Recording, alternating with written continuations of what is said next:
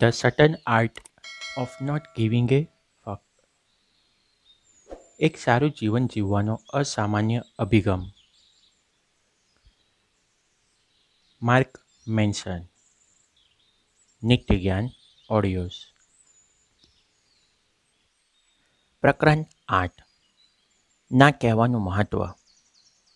2009માં મેં મારો બધો સામાન ભેગો કર્યો, વેચી દીધો અથવા તો સ્ટોરમાં મૂકી દીધો.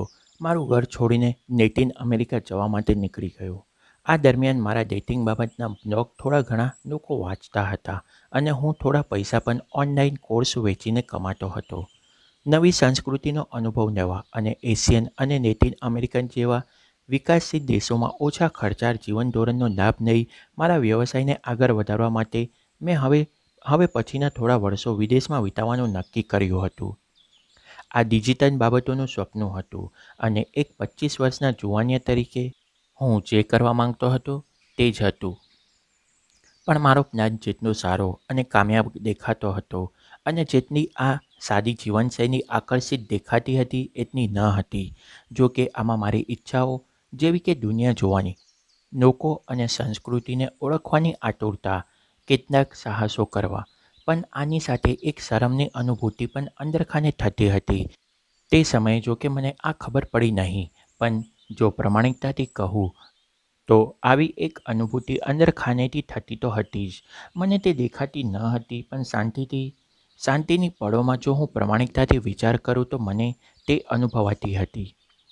મારા 20 પછીના દાયકામાં મેં થોડા વર્ષો મારા ટીન એજની અપૂર્ણતાઓ અને સામાજિક ચિંતાઓના કારણે વધુ આઝાદ થઈને વિતાવ્યા હતા અને તેને પરિણામે મને એમ લાગતું હતું કે હું ધારું તેની સાથે વાત કરી શકું, મિત્રતા કેળવી શકું, ધારું તેને પ્રેમ કરી શકું, ધારું તેની સાથે સેક્સ કરી શકું, તો પછી કોઈ એક વ્યક્તિ કે કોઈ એક સામાજિક ગ્રુપ સાથે એક જ શહેરમાં, એક જ દેશમાં કે કોઈ એક સંસ્કૃતિ સાથે બંધાઈને રહેવાનો શું અર્થ? જો હું દરેક બાબતની સમાન રીતે મજા માણી શકતો હોઉં તો મારે તેનો અનુભવ પણ સમાન રીતે જ કરવો રહ્યો. આવી ફાલતુ માન્યતાઓ સાથે હું 5 વર્ષ સુધી વિવિધ દેશો અને સમુદ્રો વચ્ચે અથડાતો રહ્યો. મેં 55 દેશોની મુલાકાત લીધી, કેટલાય મિત્રો બનાવ્યા, કેટલીય પ્રેમિકાઓ પણ બનાવી જે વારંવાર બદલાતી અને કેટલીય તો હું બીજા દેશમાં જવા માટે ફ્લાઇટ પકડું ત્યાર સુધી ભૂલાઈ પણ જતી. આ પણ એક જુદી જ જિંદગી હતી, જાતજાતના અનુભવો અને દેખીતી ભૌતિક સફળતાઓ જે મારી અંદરના દર્દને શાંત કરી દેતી. આ બધી બાબતો મહત્ત્વની છતાં અર્થહીન લાગતી અને આજે પણ લાગે છે. મારા જીવનના કેટલાક મહત્ત્વના પાઠો અને મારા ચરિત્રના ઘડતર માટેની પળો આ જ સમય દરમિયાન આવી, પણ મારા જીવનમાં સમયનો અને શક્તિનો બગાડ પણ આ જ સમય દરમિયાન થયો. હવે હું ન્યૂયોર્કમાં રહું છું. મારી પાસે ઘર, ફર્નિચર, લાઇટનું બિલ અને એક પત્ની પણ છે. આમાંનું કંઈ પણ ખાસ, ભવ્ય કે આકર્ષક નથી. અને મને આવું જ ગમે છે કારણ કે આ ઉત્સાહ દરમિયાનના વર્ષો, મારા સાહસોના અનુભવમાંથી હું જે શીખ્યો તે આ હતું: બિલકુલ સ્વતંત્રતા આમ જુઓ તો અર્થહીન છે. સ્વતંત્રતા મહાન અર્થ મેળવવા માટેની તક પૂરી પાડે છે, પરંતુ તેનું પોતાનું કોઈ મહત્ત્વ નથી. આખરે કોઈના જીવનનું મહત્ત્વનું સ્થાન કે મોભો મેળવવો તે કાં તો વિકલ્પોના નકાર, સ્વતંત્રતા ઓછી કરવાથી કોઈ એક જ જગ્યાએ કે વ્યક્તિને વળગી રહેવા ઉપર આધાર રાખે છે. આ ભાન મને મારા મુસાફરીના વર્ષો દરમિયાન આવ્યું. જીવનમાં તમારી પાસે ઘણું બધું હોય તો પણ તે તમને ખુશ કરી શકતું નથી. તે જાણવા માટે તમારે એમાં ડૂબવું પડે છે. હું મારા 53માં, 54માં અને 55માં દેશમાં ગયો ત્યારે મને સમજ પડી કે મારા ઘણા અનુભવો અદ્ભુત અને મહાન હતા, પણ તેમાંના બહુ થોડા મહત્ત્વ લાંબા સમય સુધી રહેવાનું હતું. જ્યારે મારા દેશના મારા મિત્રો લગ્ન કરીને, પોતાનું મકાન લઈને અને પોતાના સમય સારી નોકરી અને રાજકીય પક્ષોમાં આપીને થરીથામ થઈ રહ્યા હતા, ત્યારે હું એક પછી એક સફળતાઓ માટે ફાંફા મારી રહ્યો હતો. 2011માં હું સેન્ટ પીટર્સબર્ગ, રશિયા પહોંચ્યો. ખોરાકની મુશ્કેલી, હવામાન પણ મુશ્કેલ. મે મહિનામાં બરફ, પાગલ સમજો છો? મારું એપાર્ટમેન્ટ પણ બેકાર હતું, કંઈ જ કામમાં આવ્યું નહીં. દરેક વસ્તુ મોંઘી હતી, લોકો પણ અણધડ અને હાસ્યાસ્પદ લાગતા, કોઈ હસવા તૈયાર નહીં અને દરેક જણ પુષ્કળ દારૂ પીતો. તેમ છતાં મને તે ગમ્યું. આ મારી સૌથી ગમતી યાત્રા હતી. રશિયન સંસ્કૃતિમાં એક પ્રકારની તોછડાઈ છે જે સામાન્ય રીતે પશ્ચિમી લોકોને ખોટા સમજીને બેસે છે. નકની સારાઈ અને નમ્રતાનો દેખાડો જતો રહ્યો. તમે અજાણ્યાઓ સામે હસતા નથી અને જે ન ગમતું હોય તેને ગમતું હોવાનો ઢોંગ કરતા નથી. રશિયામાં જો કોઈ મૂર્ખ હોય તો તેને લોકો મૂર્ખ કહે જ છે. જો કોઈ વાહિયાત હોય તો લોકો તેને વાહિયાત જ કહી દે છે. જો તમને કોઈ ગમતી હોય અને તેની સાથે તમને સારું લાગતું હોય તો તમે તેને બેધડક કહી શકો છો કે તે અમને ગમે છે અને તમને તેની સાથે સારું લાગે છે. આ વ્યક્તિ તમારી મિત્ર છે કે અજાણી છે, તમે તેને 5 મિનિટ પહેલાં મળ્યા હોવ તેનું કોઈ મહત્ત્વ નથી. પહેલા સપ્તાહ તો મને આ બહુ વિચિત્ર લાગ્યું. હું એક રશિયન છોકરી સાથે કોફી પીવા ડેટ ઉપર ગયો અને ત્યાં બેસ્યાની 3 જ મિનિટમાં તેને મને કહ્યું કે હું જે કોઈ વાત કરવાનો હતો તે સાવ વાહિયાત હતી. મારી કોફી ગળામાં જ અટકી ગઈ. આમાં ઝઘડો કરવા જેવું કંઈ ન હતું કારણ કે તેણે આ વાત એટલી સરળ રીતે કહી હતી કે જાણે તે આજના હવામાન કે પોતાના ચપ્પલની સાઇઝ વિશે વાત કરી રહી હોય. પણ છતાં મને આઘાત લાગ્યો. પશ્ચિમમાં આવી રીતભાતને આક્રમક ગણવામાં આવે છે, ખાસ કરીને એના તરફથી જેને તમે હમણાં જ મળ્યા હોવ. પણ હું આવા લોકો સાથે તાલમેલ મેળવતો રહ્યો. દરેક વખતે દરેક જણ આવી તોછડાઈ જ દાખવતો અને મારા પશ્ચિમી મગજ ઉપર આક્રમણો થતા હોય તેમ લાગતું. અસુરક્ષાની લાગણી હવે લાગવા માંડી જે આજના વર્ષોમાં મેં ક્યારેય અનુભવી ન હતી. પણ જેમ સપ્તાહો ગુજરતા ગયા હું રશિયન સભ્યતા સાથે અનુકૂળ થતો ગયો. જેમ હું મધરાતના સૂર્યોદય અને વોડકા સાથે અનુકૂળ થતો ગયો પછી મેં તેની કદર કરવાનું શરૂ કર્યું કારણ કે આ એક નિખાલસ અભિપ્રાય હતો. શબ્દોની ખરેખરી પ્રમાણિકતા, કોઈ શરત વગરનો વ્યવહાર, કોઈ બંધન નહીં, કોઈ છૂપો આશય નહીં, કોઈ તરકીબ નહીં, કોઈને ગમવાના કોઈ પ્રયત્નો નહીં. ગમે તેમ પણ વર્ષોની મુસાફરી પછી બિન અમેરિકન સ્તરે મને આઝાદીનો અનુભવ થયો. મને જે લાગતું હોય કે જે હું વિચારતો હોઉં તે કોઈ જાતના પ્રતિભાવ વગર સ્પષ્ટ રીતે કહી દેવાની સ્વતંત્રતા. આ નકાર સ્વીકારવાનો તે પણ આઝાદીનું એક સ્વરૂપ હતું અને તે પણ એ રીતે કે જાણે કોઈ વર્ષોથી આવા સ્પષ્ટ શબ્દો કહેવા માટે તડપતું હોય. પ્રથમ તો એક સંવેદનશીલ પરિવારના કારણે અને બીજું વિશ્વાસના આ દેખાડાઓના કારણે. હું તેને આરામથી પચાવી ગયો જાણે કે કોઈ મસ્ત વોડકા હોય. સેન્ટ પીટર્સબર્ગ ખાતેનો એક માસ ઝડપથી પૂરો થઈ ગયો અને અંતમાં હું અહીંથી જવાનો તૈયાર ન હતો. યાત્રા એ સ્વ-વિકાસ માટેનું એક કારગર સાધન છે કારણ કે તે તમને તમારા મૂલ્યો અને માન્યતાઓમાંથી બહાર લાવે છે અને દર્શાવે છે કે બીજો સમાજ અલગ મૂલ્યો અને માન્યતાઓ સાથે જીવે છે અને છતાં એકબીજાને ધિક્કારતા નથી. આ અલગ અલગ સંસ્કૃતિ અને માપદંડોના અનુભવ તમને તમારા પોતાના મૂલ્યો અને માન્યતાઓ ઉપર ફરીથી વિચાર કરવા પ્રેરે છે અને તે દર્શાવે છે કે તે જીવન જીવવાની સૌથી શ્રેષ્ઠ રીત ન પણ હોઈ શકે.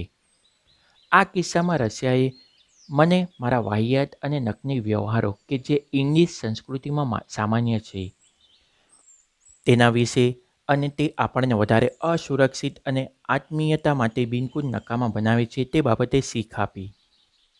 એક દિવસ હું આ બાબતે મારા શિક્ષક સાથે ચર્ચા કરી રહ્યો હતો અને તેમની પાસે એક રસપ્રદ થિયરી હતી. સામ્યવાદ હેઠળ પેઢીઓ સુધી જીવ્યા પછી અને કોઈક આર્થિક તર્ક વગર અને ભયની સંસ્કૃતિ હેઠળ જીવ્યા પછી રશિયનોએ એક વિશ્વાસપાત્ર ચલણ શોધી કાઢ્યું હતું અને વિશ્વાસ સ્થાપિત કરવા માટે તમારે પ્રમાણિક બનવું જ પડે. એટલે જ જ્યારે કોઈ બરબાદી સર્જાય ત્યારે તમે ખુલ્લેઆમ કહી શકો છો અને તે પણ કોઈ જાતના અફસોસ વગર. લોકોની આ અણગમતી પ્રમાણિકતા કામ આવી અને તેનું કારણ પણ એક સાદું સત્ય હતું કે તે તમારા બચાવ માટે જરૂરી હતું. તમારે એ જાણવું જ રહ્યું કે તમે કોની ઉપર ભરોસો કરી શકો અને કોની ઉપર નહીં અને તમારે તે ઝડપથી જાણવું જ રહ્યું. પણ મુક્ત પશ્ચિમમાં મારા રશિયન શિક્ષકે આગળ કહ્યું, એટલા વિપુલ પ્રમાણમાં આર્થિક તકો ઉપલબ્ધ હતી કે તમારે તમારી જાતને ચોક્કસ રીતે રજૂ કરવી બહુ મહત્ત્વની બની રહે છે. બનેને તે ખોટું કેમ ન હોય, વિશ્વાસની કોઈ કિંમત રહી ન હતી. દેખાવ અને વેચાણ માટેની વ્યૂહરચના એ વ્યવહારો માટેની વધુ મૂલ્યવાન રીતભાત બની રહી. ઘણા લોકોને ઉપરછલ્લી રીતે ઓળખવા તે થોડાક લોકોને આત્મીયતાપૂર્વક ઓળખવા કરતાં વધુ મહત્ત્વનું બની રહ્યું. તેથી જ પશ્ચિમી સંસ્કૃતિમાં તમને ન લાગતું હોય તો પણ નમ્ર અને હસવાનો, સફેદ જૂઠ બોલવાનો અને તમે ભલે અંદરખાનેથી સંમત ન હોવ તો પણ સંમતિ દર્શાવવાનો રિવાજ દાખલ થયો. તેથી તેથી જ લોકો તમને ન ગમતા માણસોના પણ મિત્રો હોવાનો દોર કરતા અને જરૂરી ન હોય તેવી વસ્તુ ખરીદવાનું શીખ્યા. આર્થિક તંત્ર આવા ઢોંગને પ્રોત્સાહિત કરે છે. આનો ગેરફાયદો એ છે કે પશ્ચિમમાં તમે ક્યારેય જાણી શકતા નથી કે તમે જેની સાથે વાતો કરી રહ્યા છો તેની ઉપર ભરોસો કરી શકાય કે કેમ. ક્યારેક તો મિત્ર કે પરિવારના સભ્યો પણ આવા જ કિસ્સામાં મળી આવે છે. પશ્ચિમમાં બીજાને ગમવાનું એટલું તો પ્રેશર હોય છે કે લોકો જેની સાથે વ્યવહાર કરવાનો હોય તે વ્યક્તિ પ્રમાણે પોતાનું વ્યક્તિત્વ બદલી કાઢે છે. નકાર તમારા જીવનને બહેતર બનાવે છે.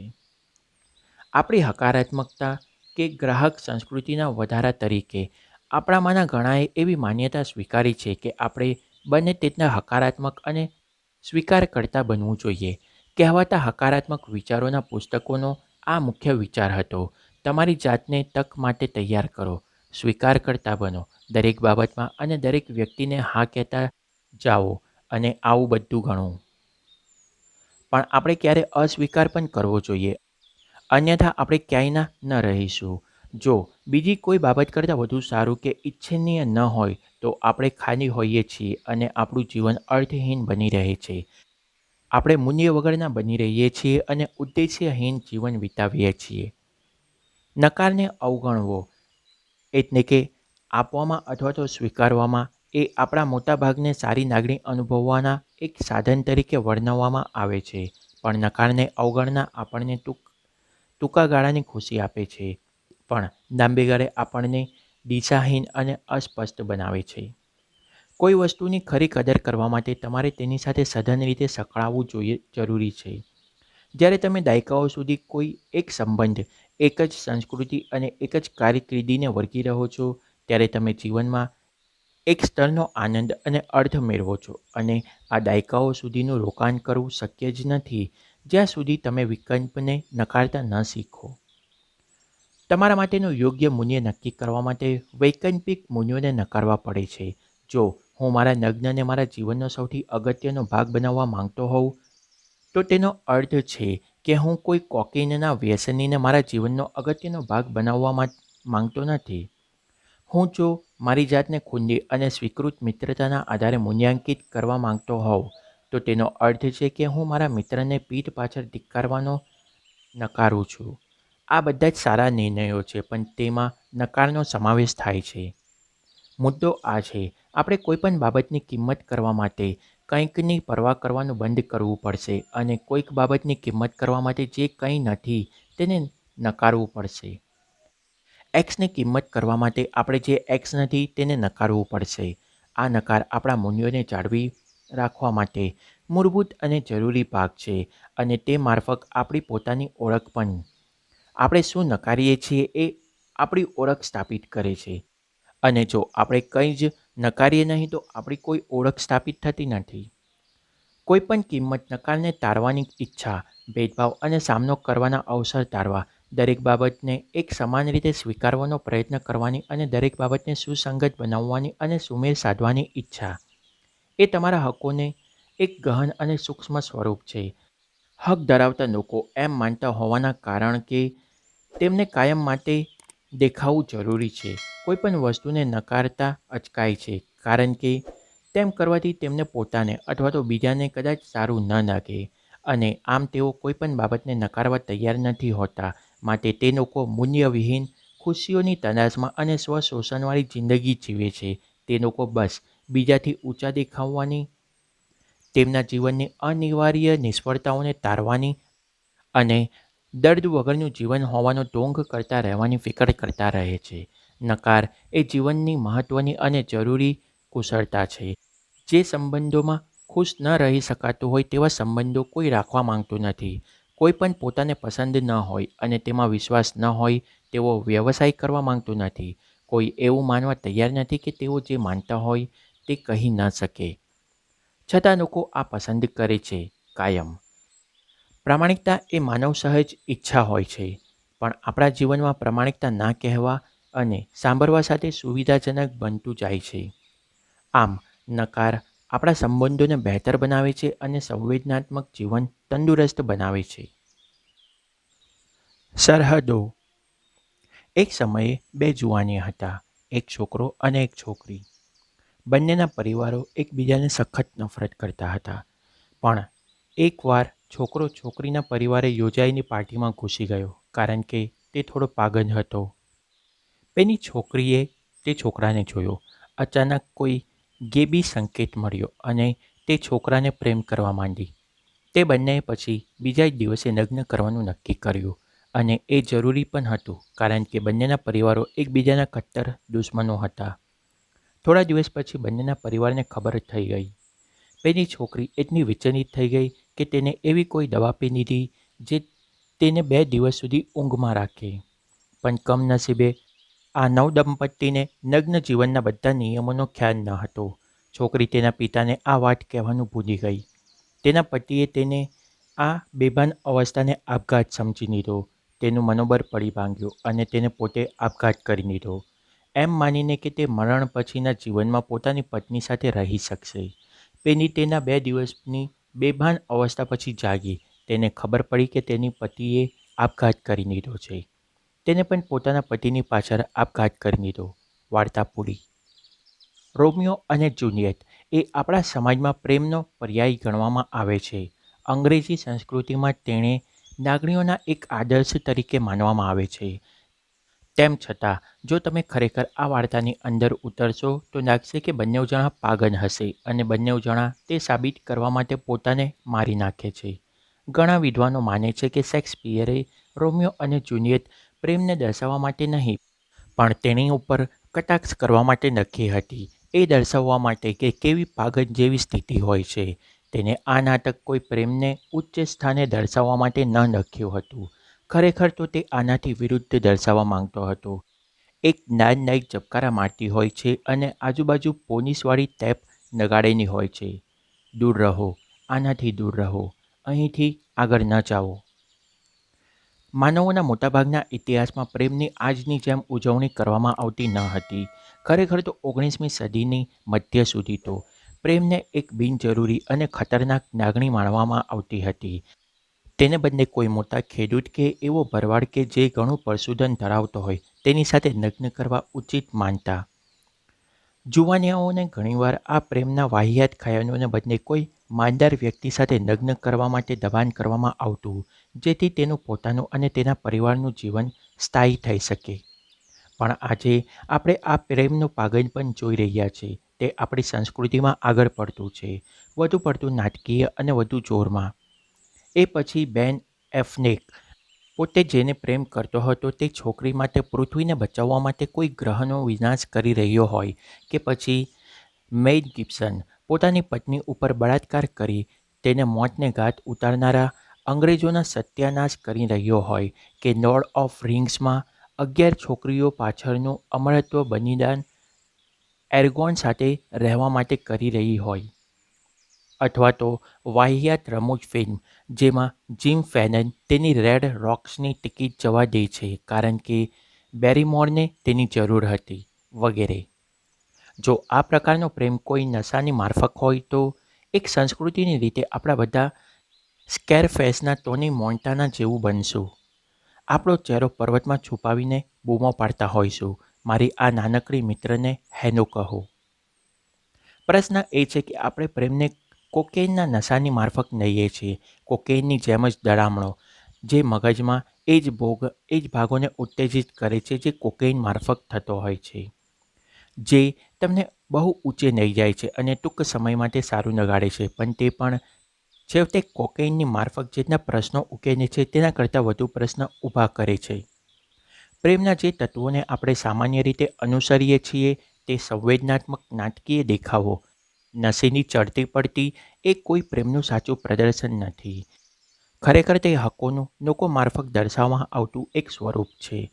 મને ખબર છે કે હું તમને એકદમ નિરાશાવાદી લાગતો હોઈશ, પણ કયો વ્યક્તિ ખરેખર પ્રેમમાં પાગલ હોય છે? હવે મને સાંભળો. સત્ય એ છે કે પ્રેમના વ્યાજબી અને ગેરવ્યાજબી સ્વરૂપો હોય છે. ગેરવ્યાજબી સ્વરૂપો બે માણસો પોતાની સમસ્યાઓથી ભાગવા માટે એકબીજાની લાગણીઓનો સહારો લે છે. બીજા શબ્દમાં, બંને એકબીજાને ભાગવા માટેના એક સાધન તરીકે ઉપયોગ કરે છે. વ્યાજબી પ્રેમ બે માણસો એકબીજાના સહકારથી પ્રશ્નોના સમાધાન માટે પ્રયત્ન કરે છે. વ્યાજબી અને ગેરવ્યાજબી સંબંધો વચ્ચેના તફાવત બે બાબતો ઉપર આધારિત હોય છે. 1. બે માણસો કઈ રીતે એકબીજાની જવાબદારી ઉપાડે છે. અને 2. બંને માણસો એકબીજાને નકારવાની અથવા તો નકાર સ્વીકારવાની તૈયારી. જ્યાં પણ ગેરવ્યાજબી કે ખરાબ સંબંધો હશે, બંને બાજુએથી જવાબદારી સ્વીકારવાની તૈયારી ખોખલી અને નબળી હશે અને નકાર કરવાની કે સ્વીકારવાની તૈયારી પણ ન હશે. જ્યાં પ્રેમાળ અને વ્યાજબી સંબંધો હશે, ત્યાં બે માણસો વચ્ચે અને તેમના મૂલ્યો વચ્ચે સ્પષ્ટ હદ હશે અને જરૂર જણાય ત્યારે નકાર સ્વીકારવાનો કે કરવાનો રસ્તો ખુલ્લો હશે. હદનો મતલબ છે બે માણસોની પોતાના પ્રશ્નો બાબતની પોતાની જવાબદારીઓ બાબતની સ્પષ્ટતા. વ્યાજબી સંબંધોમાં જે તે વ્યક્તિ પોતાના પ્રશ્નો બાબતની જવાબદારી લેશે અને પોતાના સાથીના પ્રશ્નોની નહીં. ગેરવ્યાજબી સંબંધોમાં માણસ પોતાની અને પોતાના સાથીની જવાબદારી લેવામાંથી છટકવાનો પ્રયત્ન કરતો હોય છે. નબળી હદ કેવી હોય છે તેના કેટલાક ઉદાહરણો. તું મારા વગર તારા મિત્રો સાથે બહાર જઈ શકે છે. તને ખબર છે કે મને કેટલી ઈર્ષા થાય છે. તારે મારી સાથે ઘરે જ રહેવાનું. મારા સહકર્મીઓ મૂર્ખ છે. તે લોકો કાયમ મને મીટિંગ માટે મોડું કરાવે છે કારણ કે મારે તેમને કહેવું પડે છે કે તેમને તેમનું કામ કઈ રીતે કરવાનું છે. હું માની નથી શકતો કે તે મારી બહેનની સાથે મને મૂર્ખ ઠેરાવ્યો. તેની સામે ફરી ક્યારેય મારી સાથે અસંમત ન થતી. મને મિલ્વોકી ખાતેની નોકરી ગમે છે, પણ મારી માતા આટલા દૂર જઈને નોકરી કરવા માટે મને ક્યારેય માફ નહીં કરે. હું તને ડેટ ઉપર લઈ જઈશ, પણ તું મારી મિસ સિન્ડીને આ નહીં કહીશ ને. તે ખરેખર પોતાને અસુરક્ષિત મહેસૂસ કરે છે જ્યારે મારે કોઈ બોયફ્રેન્ડ હોય અને તેને ન હોય. ઉપરના બધા જ વાક્યો એક જ પોતાના ન હોય તેવા બધા જ પ્રશ્નોની જવાબદારી લેવા માટે બીજાને કહે છે અથવા તેનો સાથી આવી જવાબદારી સ્વીકારે તેવી આશા રાખે છે. સામાન્ય રીતે લોકો પોતાના સંબંધમાં બેમાંથી એક જારમાં ફસાઈ જાય છે. કાં તો પોતાના પ્રશ્નોની જવાબદારી સામેવાળો સ્વીકારે તેવી આશા રાખે છે. હું ઘરે આરામદાયક વીકેન્ડ માનવા માંગુ છું, તેને એ ખબર હોવી જોઈએ. અને તારે તારા આયોજનો રદ કરવા જોઈએ. અથવા તો તે બીજાના પ્રશ્નો બાબતે વધુ પડતી જવાબદારી સ્વીકારી લે છે. તેને પોતાની નોકરી ફરી ગુમાવી દીધી છે, પણ મને લાગે છે કે તેને માટે હું જવાબદાર છું કારણ કે મેં તેને પૂરતો સહકાર આપ્યો ન હતો. હું તેને તેના બાયોડેટા નવેસરથી લખવા માટે મદદ કરવાનો છું. લોકો પોતાના પ્રશ્ન માટેની જવાબદારી સ્વીકારવામાંથી ભાગવાની વ્યૂહરચના સ્વીકારે છે. પરિણામે તેમના સંબંધો નાજુક અને ખોટા હોય છે. આ ફક્ત રોમેન્ટિક સંબંધોને જ લાગુ પડતું નથી, પણ પારિવારિક સંબંધોને અને મિત્રોને પણ લાગુ પડે છે. વધુ પડતી કાળજી રાખનારી માતા પોતાના બાળકોના જીવનના દરેક પ્રશ્નોની જવાબદારી સ્વીકારે છે. તેના આવા કૃત્યો તેના બાળકોને એમ માનવા પ્રેરે છે કે તેમના પોતાના પ્રશ્નો હલ કરવાની જવાબદારી બીજાઓની છે. માટે જ તમારે રોમેન્ટિક સંબંધોના પ્રશ્નો તમારા માતા-પિતાના સાથેના સંબંધો જેવા જ હોય છે. જ્યારે તમારી લાગણીઓ અને કાર્યો માટેની જવાબદારીઓ સ્પષ્ટ નથી હોતી, કોણ કયા કાર્યો માટે જવાબદાર છે કે કોનો શું વાંક છે, કે તમે શું કરો છો અને શા માટે કરો છો. તમે તમારા પોતાના મજબૂત મૂલ્યો સ્થાપિત કરી શકતા નથી. તમારું ફક્ત એક જ લક્ષ્ય રહે છે, તમારી સાથીને સુખી કરવાનું અથવા તો તમારો સાથી તમને સુખી કરે તે. આ ચોક્કસ પોતાને ગુમરાહ કરનારું છે અને આવા સ્પષ્ટ સંબંધો સામાન્ય રીતે બહુ જ મોટા ધમાકા સાથે ધરાશાયી થઈ જાય છે. લોકો તમારા પ્રશ્ન ઉકેલવા માટે આવતા નથી અને તેમને તેવા પ્રયત્નો કરવા જોઈએ પણ નહીં, કારણ કે તેનાથી તમે સુખી થશો નહીં. તમે પણ બીજાના પ્રશ્નો ઉકેલી શકો નહીં, કારણ કે તમે પણ તેમને સુખી કરી શકશો નહીં. ગેરવ્યાજબી સંબંધોની નિશાની એ છે કે બે વ્યક્તિઓ પોતાને સારું લગાડવા માટે એકબીજાના પ્રશ્ન ઉકેલવા માટેના પ્રયત્ન કરે છે. જ્યારે વ્યાજબી સંબંધોમાં બંને જણા એકબીજાને સારું લગાડવા માટે પોતાના પ્રશ્નો હલ કરવાની કોશિશ કરે છે.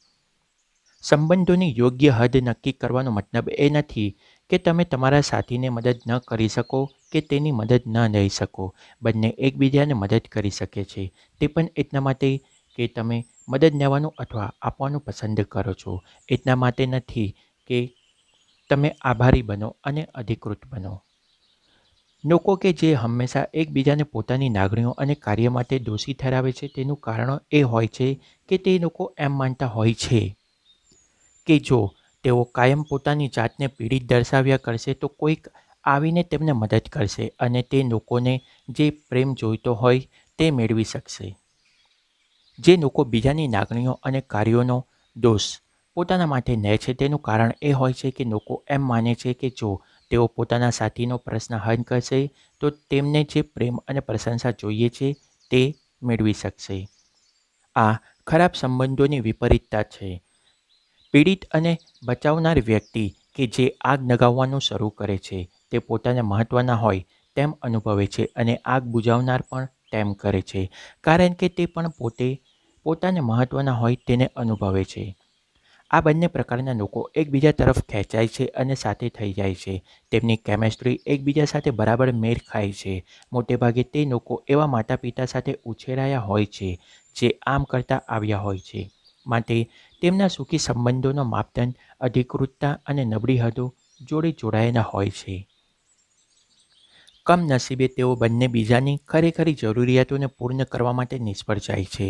તેમની આ વધુ પડતા આક્ષેપો કરવાની અને વધુ પડતા આક્ષેપો સ્વીકારવાની વૃત્તિ તેમની સંવેદનાત્મક જરૂરિયાતોને પૂરી પાડવામાં નિષ્ફળતા લાવે છે. પીડિત વધુને વધુ પ્રશ્નો ઊભા કરતા જાય છે અને તે પણ એટલા માટે નહીં કે ખરેખર પ્રશ્ન હોય છે પણ એટલા માટે કે તેનાથી તેને વધુ ધ્યાન અને વધુ પ્રેમ મળી શકે જેને તે ઝંખતી હોય છે. બચાવવાવાળો પણ પ્રશ્નો હલ કરતો જાય છે તે પણ એટલા માટે નહીં કે તેને ચિંતા હોય છે પણ એટલા માટે કે તે બીજા પાસેથી વધુ ધ્યાન અને વધુ પ્રેમ મેળવી શકે જેને માટે તે તરસતો હોય છે.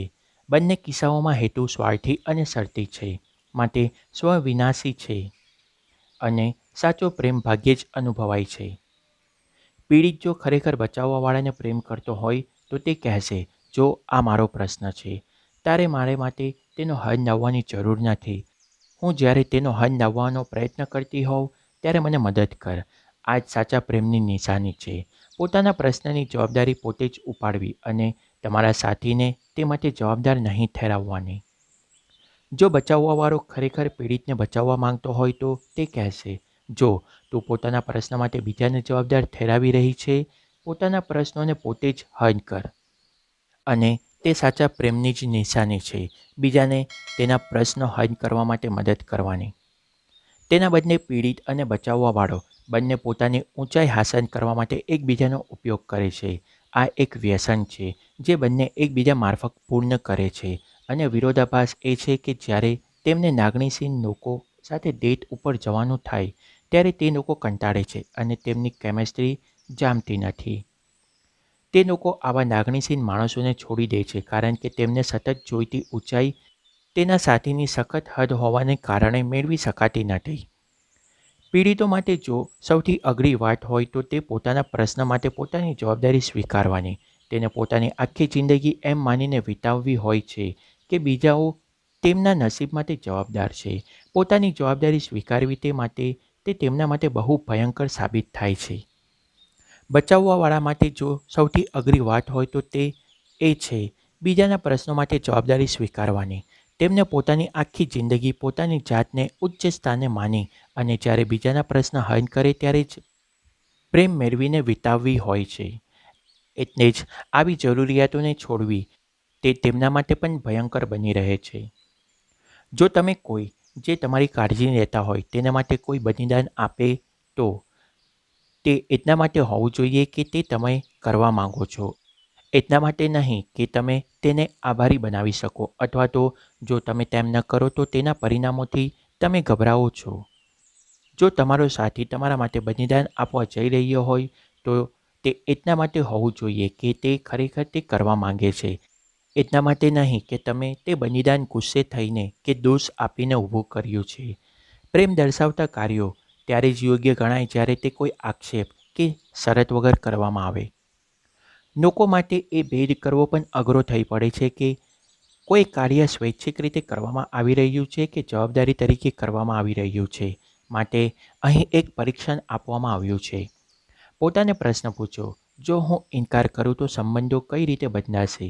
તે જ રીતે પૂછો, જો મારો સાથી હું કંઈક આશા રાખતો હોઉં તે કરવા ઇનકાર કરે તો સંબંધો કઈ રીતે બદલાશે? જો જવાબ એવો કોઈ હોય કે ઇનકાર કરવાથી સંબંધોનો સત્યાનાશ થઈ જશે, તો તમારા સંબંધો બાબતની સારી નિશાની નથી. તે દર્શાવે છે કે તમારા સંબંધો શરતી છે. એકબીજાના બિનશરતી સ્વીકારને બદલે એકબીજા સાથે રહેવાની જે ઉપરછલ્લા ફાયદાઓ થાય તે માટે ટકી રહે છે, એકબીજાના પ્રશ્નના સ્વીકાર સહિત. મજબૂત માન્યતાઓ ધરાવતા લોકો ઉશ્કેરાટ, દલીલો કે લાગણીઓ ગવાવવાથી ડરતા નથી. નબળી માન્યતાઓ ધરાવતા લોકો આનાથી ગભરાય છે અને તેમના વર્તનને સંવેદનાત્મક ઉતાર ચઢાવ સાથે બદલ્યા કરે છે. મજબૂત માન્યતાઓ ધરાવતા લોકો સમજે છે કે બે જણા 100% અનુકૂળ થઈ શકે નહીં અને એકબીજાની દરેક જરૂરિયાતો પૂરી કરી શકે નહીં. મજબૂત માન્યતાઓ ધરાવતા લોકો સમજે છે કે તે કોઈની લાગણીને ક્યારેય ઈજા પહોંચાડે છે, પરંતુ લોકોને કેવું લાગશે તે પોતે નક્કી કરી શકતા નથી. મજબૂત માન્યતાઓ ધરાવતા લોકો સમજે છે કે તંદુરસ્ત સંબંધો એ એકબીજાની લાગણીઓને નિયંત્રિત કરવી તે નથી, પણ સાથીની વૃદ્ધિમાં સહકાર આપવો અને તેના પ્રશ્ન હલ કરવામાં મદદ કરવી તે છે. આ તમારો સાથી જેની પરવા કરતો હોય તેની પરવા ન કરવા બાબતે નથી. આ તમારા સાથીની પરવા કરવા બાબતે છે અને તે પણ તે પરવા કરે છે કે નહીં તેની પરવા કર્યા વગર. તે જ બિનશરતી પ્રેમ છે. વિશ્વાસ કેવી રીતે સ્થાપિત કરવો? મારી પત્ની એવા લોકોમાંની છે જે અરીસા આગળ ઘણો સમય વિતાવતા હોય. તેની સુંદર દેખાવું પસંદ છે અને તેને સુંદર દેખાવા માટે હું તેને પ્રેમ કરું છું. દેખીતું જ છે. અમે બહાર જવાના હોઈએ તેની આગની રાત્રે તે બાથરૂમમાંથી એક કલાક જેટલો સમય મેકઅપ, વાળ, કપડાં અને મહિલાઓ બીજું જે કરતી હોય તે કરવામાં ગાળીને બહાર આવે છે અને મને પૂછે છે કે પોતે કેવી લાગે છે. તે સામાન્ય રીતે સુંદર જ દેખાતી હોય છે, પણ ક્યારેક તે સારી નથી દેખાતી હોતી. બની શકે તેને કોઈ નવી હેરસ્ટાઇલ કરી હોય કે ઇટાલિયન ડિઝાઇનરે ડિઝાઇન કરીને કોઈ નવા બૂટ પહેર્યા હોય જે તેને સારા લાગતા ન હોય. હું જ્યારે એવું તેને કહું ત્યારે તે ગુસ્સે થાય છે. તે ફરી પાછી બાથરૂમમાં જઈને ફરીથી તૈયાર થવામાં વધુ 30 મિનિટ મોડું કરે છે. તે ગાળો બોલતી બોલતી ફરી તૈયાર થાય છે.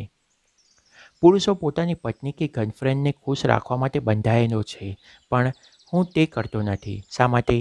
કારણ કે મારા સંબંધોમાં સારું લગાડવા કરતાં પ્રામાણિકતા વધુ અગત્યની છે. મારે મારી જાતને જો કોઈ વ્યક્તિ સાથે વ્યવહાર કરવામાં રોકવી પડે તો તે મારી પત્ની છે જેને હું પ્રેમ કરું છું. નસીબ જોગ મેં એવી મહિલા સાથે લગ્ન કર્યા છે જે મારી સાથે સંમત થાય છે અને મારા સ્પષ્ટ વિચારો સાંભળવા માટે તૈયાર હોય છે. તે મારા વાહિયાત વિચારો ઉપર ઝઘડા પણ કરે છે, જે એક સાથી તરીકે તે મને આપતી હોય તેવી એકમાત્ર ભેટ છે. જો કે મારો અહમ ક્યારેય ગવાય છે અને હું ગાળાગાળી સાથે દલીલો કરવાનો પ્રયત્ન કરું છું, પણ થોડા સમય પછી હું શાંત થઈને તેની પાસે જઈને કહું છું કે તે સાચી હતી અને તેનું ભાષણ શરૂ થઈ જાય છે. જો કે મને તે સાંભળવાનો કંટાળો આવે છે, પણ તે મને બહેતર વ્યક્તિ બનાવવાનો પ્રયત્ન કરે છે. જ્યારે અમારી પ્રાથમિકતા પોતાને સારું લગાડવાની કે પોતાની સાથીને હંમેશા સારું લગાડવા પૂરતી સીમિત થઈ જાય છે, ત્યારે કોઈને સારું લાગતું નથી અને આપણા સંબંધો આપણી જાણ બહાર તૂટી જાય છે. દલીલો અને અસંમતિઓ વગર ક્યારેય વિશ્વાસ સ્થાપિત થઈ શકતો નથી. આ ઝઘડાઓ જ આપણને દર્શાવે છે કે આપણે માટે બિનશરતી રીતે કોણ સંબંધ રાખે છે અને કોણ પોતાના ફાયદા માટે સંબંધ રાખે છે. હજુરિયાઓનો વિશ્વાસ કોઈ કરતું નથી. જો નિરાશ પાંડા અહીં હોત તો કહેત કે દર્દ આપણા સંબંધોમાં એકબીજા ઉપરના વિશ્વાસને મજબૂત બનાવવા માટે અને વધુ આત્મીયતા કેળવવા માટે જરૂરી છે. સંબંધોને વધુ તંદુરસ્ત બનાવવા માટે બંને જણા ના કહેવા અને સાંભળવા માટે તૈયાર હોવા જોઈએ. આવા નકાર વગર, આવા ક્યારેય ઇનકાર વગર સરહદો તૂટી જાય છે અને કોઈ એક વ્યક્તિના મૂલ્યો અને પ્રશ્નો બીજા ઉપર હાવી થઈ જાય છે. ઝઘડાઓ સામાન્ય જ નથી, પરંતુ તંદુરસ્ત સંબંધો માટે અત્યંત જરૂરી છે. જો બે માણસો પોતાના મનમાં ઉઠતા સવાલો બાબતે બોલીને કે વ્યક્ત કરીને અસંમતિ દર્શાવી ન શકે, તો તેનો અર્થ છે કે સંબંધો તકનાદી અને મતલબી આધારો ઉપર ટકેલા છે અને તે થોડો સમયમાં બગડી જશે. કોઈપણ સંબંધમાં આ અગત્યની વસ્તુ છે, કારણ કે વિશ્વાસ વગરના સંબંધોનો કોઈ અર્થ નથી. કોઈ વ્યક્તિ તમને આવીને કહે કે તે તમને પ્રેમ કરે છે, તમારી સાથે રહેવા માંગે છે, તમારે માટે બધું છોડી શકે છે, પણ જો તમને તેની ઉપર વિશ્વાસ ન હોય તો તમે તેનો કોઈ લાભ મેળવી શકતા નથી. તમને પ્રેમ મળી શકતો નથી જ્યાં સુધી તમારી તરફ દર્શાવવામાં આવેલ પ્રેમ કોઈ જાતની શરતો કે અન્ય કોઈ મતલબ વગરનો છે. તેઓ વિશ્વાસ કરતા નથી. આ જ છેતરપિંડીનો સૌથી વિનાશકારક ભાગ છે. આ કોઈ સેક્સ બાબતની વાત નથી. આ એવા વિશ્વાસની વાત છે જે સેક્સના કારણે બરબાદ થાય છે. વિશ્વાસ વગર સંબંધો લાંબા ટકી શકતા નથી. એટલે કાં તો ફરી વિશ્વાસ સ્થાપવાનો પ્રયત્ન કરો અથવા તો ભૂલી જાઓ. મારી ઉપર ઘણા ઈમેલ આવે છે જેમાં લોકો પોતાના સાથી મારફત છેતરાયા હોવાનું જણાવી તથા હજી પણ તેની સાથે જ રહેવાની ઈચ્છા દર્શાવી ફરી તેના ઉપર વિશ્વાસ મૂકી શકાય કે કેમ તે બાબતે પૂછતા હોય છે. વિશ્વાસ વગર તેઓ કહે છે કે સંબંધો ભારપૂર્વક બની જાય છે, જેનો આનંદ માનવા કરતાં તે સવાલો પૂછવા લાયક બની રહે છે. અહીં મુખ્ય સમસ્યા એ થાય છે કે છેતરપિંડી કરનાર કાયમી માફી માંગી ફરી આમ નહીં થાય તેવી ખાતરી આપે છે, જાણે તેનું લિંગ આકસ્મિક રીતે કોઈક કાણામાં જતું રહ્યું હોય. ઘણા પીડિત આવો ખુલાસો સ્વીકારી લેતા હોય છે અને પોતાના સાથીને વધુ કોઈ પૂછપરછ કરતા નથી. તેઓ પોતાને પણ પૂછતા નથી કે તેમના મૂલ્યો અને પરવાઓ તેના સાથીઓને તેની સાથે રહેવા જેવો સારો બનાવે છે કે કેમ.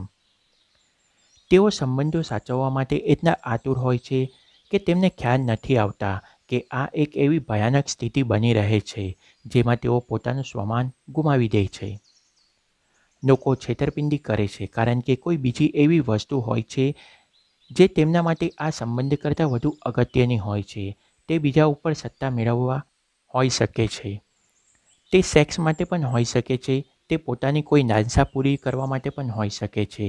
એ જે પણ હોય, પરંતુ એક વાત સ્પષ્ટ છે કે છેતરપિંડી કરનારના મૂલ્યો સંબંધો સાચવવા બાબતમાં હોતા નથી. અને છેતરપિંડી કરનાર જો આ સ્વીકારવા તૈયાર ન હોય અથવા તેની ઉપર કાબૂ મેળવવા માંગતા ન હોય અને એવો કોઈ ખુલાસો કરે કે મને ખબર નથી કે મને શું થઈ ગયું હતું, મેં થોડો દારૂ પીધો, એ પણ ત્યાં જ હતી, તો સંબંધો સુધારવા માટેની પોતાની સજાગરૂકતાનો અભાવ છે. ખરેખર થવું એમ જોઈએ કે છેતરપિંડી કરનાર પોતાની સજાગરૂકતાને ઢંઢોરીને કયા કારણોસર સામેવાળાનો વિશ્વાસ તોડ્યો તેની ઉપર વિચાર કરવો જોઈએ અને હજી તેમને માટે સંબંધોની કોઈ કિંમત છે કે કેમ. તે લોકો એવું કહી શકવા જોઈએ કે તું જાણે છે હું સ્વાર્થી છું, હું સંબંધ કરતાં મારી જાતને વધુ મહત્ત્વ આપું છું. ખરું કહું તો હું સંબંધોને ખાસ મહત્ત્વ આપતો નથી. જો છેતરપિંડી કરનાર તેમના વાહિયાત મૂલ્યો રજૂ ન કરી શકે અને એવું ન દર્શાવી શકે કે તેઓ ભૂલથી તેમના મૂલ્યોને વંટોળી ગયા છે, તો તેની ઉપર ક્યારેય ભરોસો રાખી શકાય નહીં. અને જો તેની ઉપર વિશ્વાસ ન રાખી શકાય તો સંબંધ ક્યારેય મજબૂત થઈ શકે નહીં કે સુધરી શકે નહીં. આમ તૂટી ગયેલા વિશ્વાસને ફરી સ્થાપિત કરવાનો બીજો રસ્તો વ્યવહારિક છે. આગનો ઇતિહાસ તપાસો. જો કોઈ તમારો વિશ્વાસ તોડે તો શબ્દો તો ઠીક છે, પણ તમારે તેનો સતત સુધારવાનો ઇતિહાસ જોવો જોઈએ. તે પછી તમે વિશ્વાસ રાખી શકો કે છેતરપિંડી કરનારના મૂલ્યો હવે સુધર્યા છે અને તે પોતે પણ સુધરશે. કમનસીબે વિશ્વાસ માટેનો ઇતિહાસ બનાવવામાં સમય લાગે છે. વિશ્વાસ તોડવા માટે જેટલું જોઈએ તેના કરતાં ચોક્કસ વધુ. અને આ વિશ્વાસ સ્થાપિત કરવાની પ્રક્રિયા દરમિયાન ઘણી તકલીફો ઊભી થઈ શકે છે. માટે બંને વ્યક્તિઓએ એ સમજી લેવું જોઈએ કે તે લોકો મુશ્કેલીથી ભરેલો રસ્તો અપનાવી રહ્યા છે. મેં તમને રોમેન્ટિક સંબંધોમાં વિશ્વાસ ભંગનો દાખલો આપ્યો છે, પણ આ સિદ્ધાંત અન્ય સંબંધોમાં પણ લાગુ પડે છે. એકવાર વિશ્વાસ તૂટી જાય પછી તેને પુનઃસ્થાપિત ત્યારે જ કરી શકાય છે જો આ બંને વસ્તુઓ બને. એક, વિશ્વાસ તોડનાર વિશ્વાસ તોડવા માટેના ખરા કારણો દર્શાવે અને તેને સ્વીકારે. 2. વિશ્વાસ તોડનાર સુધરવા માટેનો ઇતિહાસ સમય જતાં સ્થાપિત કરી બતાવે છે. પ્રથમ મુદ્દા વગર વિશ્વાસ પુનઃસ્થાપિત ક્યારેય થઈ શકે નહીં. વિશ્વાસ એ એક કાચની ડીશ જેવો છે. જો તમે તેને કાળજીપૂર્વક તોડો તો તેને ફરી જોડી શકાય છે, પણ જો તેને ફરી તોડો તો તે અવ્યવસ્થિત રીતે નાના ટુકડાઓમાં ફેરવાઈ જાય છે અને તેને જોડવા માટે ઘણો સમય જોઈએ છે. જો તમે તેને વારંવાર તોડતા રહો તો એક વખત એવો આવે છે જ્યારે તમે તેને જોડી શકતા નથી. ઘણા ટુકડાઓ અને સાથે ઘણી બધી રચકણો પણ હોય છે. બંધન મારફત સ્વતંત્રતા. ગ્રાહક સંસ્કૃતિ આપણી જરૂરિયાતોને વધારવામાં ઘણું સારું કામ કરે છે. બધા જ દેખાડા હેઠળ મુખ્ય આશય એ હોય છે કે વધુ હોય તે સારું છે. મેં આ સિદ્ધાંત વર્ષો પહેલાં સમજી લીધો હતો. વધુ પૈસા બનાવો, વધુ દેશ ફરો, વધુ અનુભવ મેળવો અને વધુ મહિનાઓ સાથે રહો. પણ વધુ હંમેશા સારું નથી હોતું. તેનાથી ઊલટું ખરેખર સાચું છે. આપણે વધારે કરતાં ઓછામાં વધુ સુખી રહી શકીએ છીએ. જ્યારે આપણી પાસે વધુ તકો અને વધુ વિકલ્પો હોય ત્યારે આપણે માનવશાસ્ત્રીઓ કહે છે તેમ પસંદગીના વિરોધાભાસથી પીડાઈએ છીએ. મૂળભૂત રીતે જ્યારે આપણી પાસે વધુ વિકલ્પો ઉપલબ્ધ હોય ત્યારે આપણે જે પસંદ કરીએ તેનાથી પૂર્ણ સંતોષ પામતા નથી, કારણ કે આપણે અન્ય વિકલ્પો બાબતે પણ જાણીએ છીએ જેને આપણે રદ કરીએ છીએ. માટે ધારો કે રહેવા માટે તમારી પાસે 2 જ સ્તરોનો વિકલ્પ હોય અને ગમે તે એક પસંદ કરવાનું હોય, તો તમે કોઈ એકની પસંદગી કરી ખુશ અને આરામથી રહી શકો કે તમે યોગ્ય પસંદગી કરી છે. તમે તમારા નિર્ણયથી સંતોષ અનુભવશો.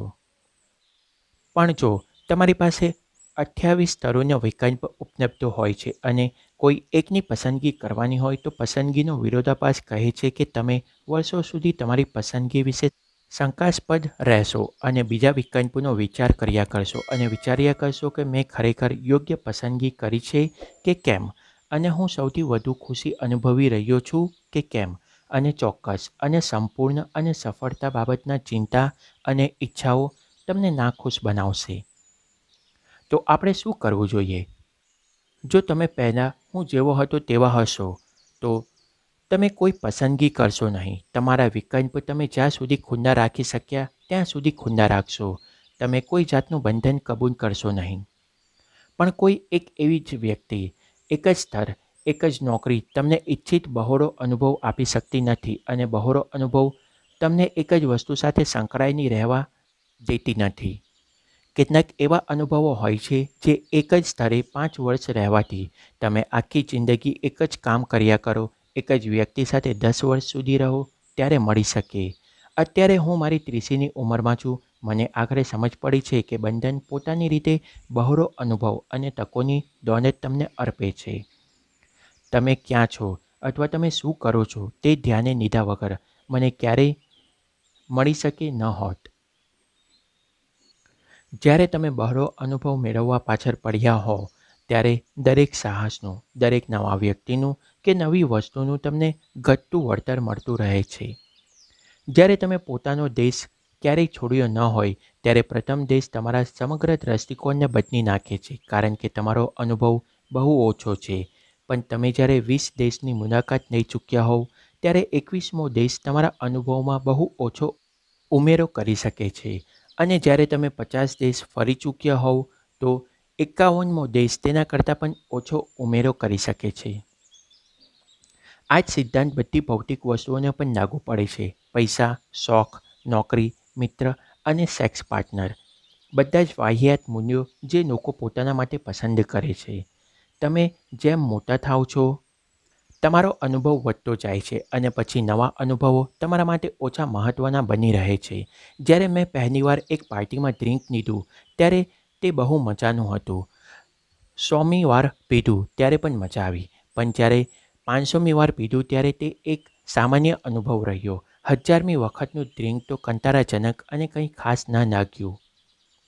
છેલ્લા થોડા વર્ષોમાં મોટી વાત મારું બંધન તરફનું ખુલ્લાપણું હતું. મેં મારા જીવનમાં સૌથી સારા લોકોમાં અને અનુભવો અને મૂલ્યો સિવાયના બાકીનાને નકાર્યા છે. મેં મારા બધા પ્રોજેક્ટ બંધ કરી દીધા અને ફક્ત લખાણ ઉપર ધ્યાન કેન્દ્રિત કર્યું છે. ત્યાર પછી મારી વેબસાઇટ મેં ધાર્યા કરતાં પણ વધુ લોકપ્રિય બની રહી છે.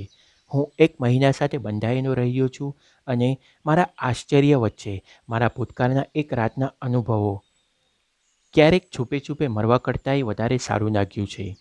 હું એક જ ભૌગોલિક સ્તર સાથે બંધાયેલો રહ્યો છું અને મારા થોડા અગત્યના, ઉપયોગી અને મહત્ત્વના મિત્રો સાથે મૈત્રી ગાઢ બની છે.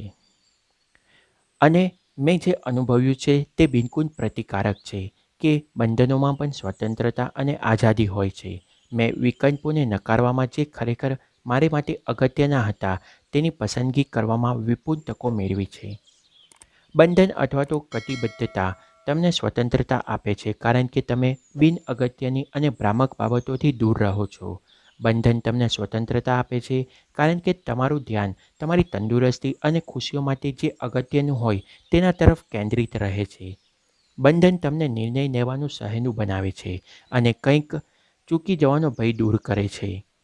તમને ખબર હોય છે કે તમારી પાસે જે છે તે જ સારું છે, તો પછી વધારે અને બીજું મેળવવા માટે શા માટે દોડતા રહેવું? બંધન તમને થોડાક અગત્યના લક્ષ્યો ઉપર ધ્યાન કેન્દ્રિત કરીને વધુ સફળતા મેળવી આપે છે જે તમને અન્યથા મેળવી શક્યા ન હતા કે ન હોત. આમ, વિકલ્પોનો નકાર આપણને મુક્ત બનાવે છે, જે આપણે સૌથી અગત્યના મૂલ્યો સાથે આપણે પસંદ કરેલા માપદંડ સાથે સુસંગત ન હોય તેને નકારવાથી. હા, બહોળો અનુભવ જરૂરી છે અને ઇચ્છિત છે.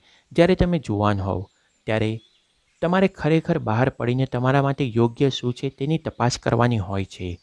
પણ ઊંડાઈએ જ સોનું દટાયેલું હોય છે. તમારે કોઈ એક સાથે બંધાઈને રહેવું પડે અને તેમાં ઊંડા ઉતરવું પડે છે. આ સંબંધોમાં, કારકિર્દીમાં, ઉચ્ચ જીવનશૈલી બનાવવામાં અને દરેક બાબતમાં સાચું છે. નિત્ય જ્ઞાન ઓડિયોઝ. આગળના ઓડિયોબુકમાં આપણે જોઈશું પ્રકરણ 9 અને પછી તમે મૃત્યુ પામો છો. Nitya Gyan audios. The subtle art of not giving a fuck. એક સારું જીવન જીવવાનો અસામાન્ય અભિગમ. લેખક માર્ક મેન્સન.